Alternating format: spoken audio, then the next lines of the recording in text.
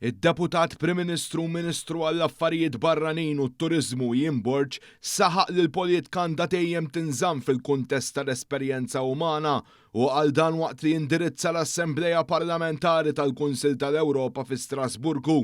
Bħala President tal-Kumitat tal-Ministri Dr. Burch enfasizza l-bżonn ta' daw dialogu fil-waqt li fakkar fil-mument storiku meta l-President Ukrien Volodymyr Zelensky iffirma ftehim biex jinħoloq Tribunal Speċjali kontra l-aggressjoni fuq l-Ukrajna u tkellem ukoll fuq il-kriżi f'Gaza fejn tfal u familji qed ibatu minn ġuħ u vjolenza waqt li wissa dwar il-periklu li jiffaċċjaw il-ġurnalisti fil-konflitti li sejħilhom vuċijiet kuraġġużi li għandhom bżonn protezzjoni.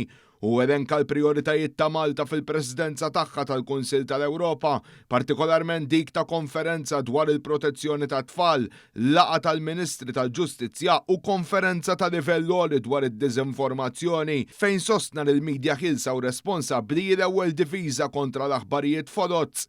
Semma wkoll il-konferenza li se ssir il-ġimgħa d-dieħla f'Malta dwar iż-żgħażagħ biex ikunu fiċ-ċentru tad-Demokrazija Ewropea u sostna li din tissaħħaħ meta n-nisa u ż-żgħażagħ jingħataw il-poter li jiffurmaw il-politika tal-futur.